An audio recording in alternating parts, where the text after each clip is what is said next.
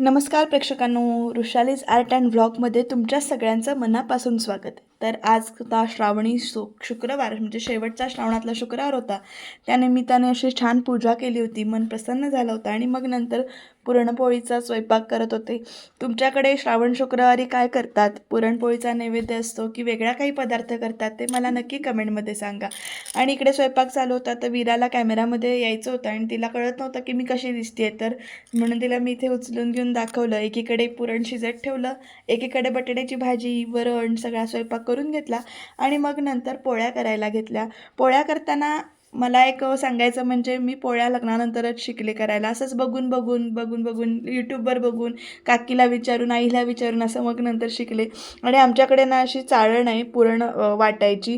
तुम्ही पुरण कशावर वाटा, म्हणजे पुरण यंत्र, मिक्सर काय वापरता तुम्ही पुरण करण्यासाठी ते मला नक्की कमेंटमध्ये सांगा. तर इथे मी पहिली पोळी उत्साहाने करायला घेतली आणि नेमकी ना पहिली पोळी पातळ झाली आणि त्यामुळे तिथे पहिल्यांदा फाटून गेली. जरासं मूड ऑफ झाला, पण नंतर हळूहळू करूया व्यवस्थित असं म्हणून नंतर बाकीच्या केल्या. चवीला चांगल्या झाल्या होत्या पोळ्या.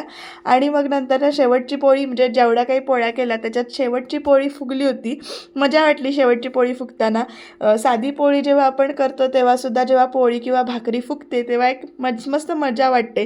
तुम्हाला पण असा छोटासा आनंद होतो का पोळी वगैरे फुगताना? तर इकडे शेवटची पोळी दोन्ही बाजूनी चांगली फुगलेली आहे.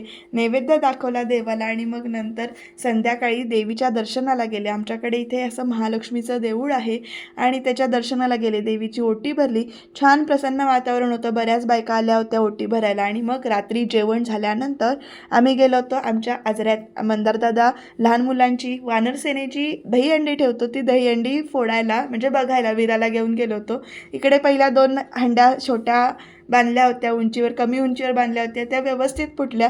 वीरा पण इथे मजा करत होती. तिला फिरायला मोकळे रान मिळालं होतं त्यामुळे ती रस्त्यावर मनसोक्त फिरत होती. आणि इकडे आम्ही एन्जॉय करत होतो की कशी मुलं दहीहंडी फोडतायत, काय काय मजा करतात. मुलींची सुद्धा दहीहंडी होती बरं का इथे.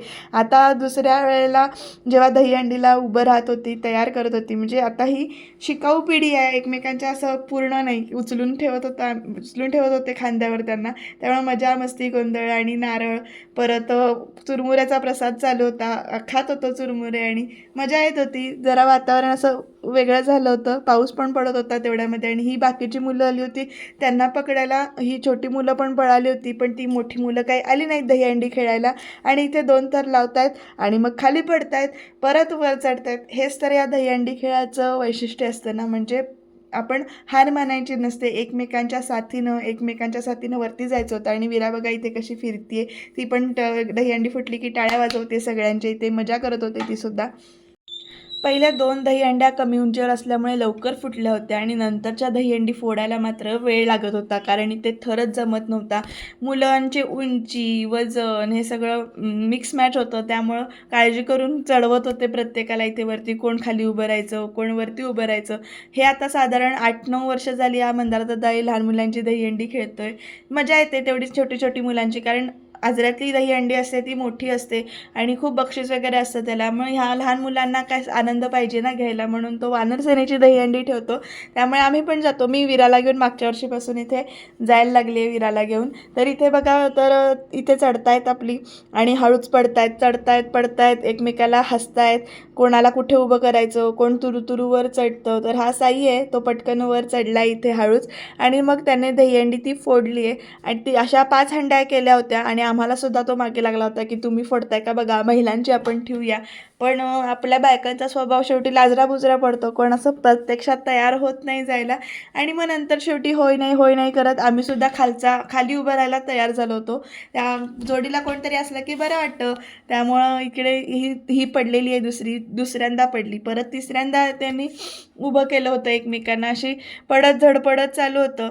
दहीहंडीचा आजचा जो काही कार्यक्रम आहे तो मला जमला तर मी नक्की शूट करायचा प्रयत्न करेल, कारण आज दहीहंडी मोठी, म्हणजे बक्षीस लावून स्वराज्य तालीम मंडळाने इथे आजऱ्यात बक्षीस लावून ठेवलेली आहे दहीहंडी. बघूया कोण फोडतंय ते.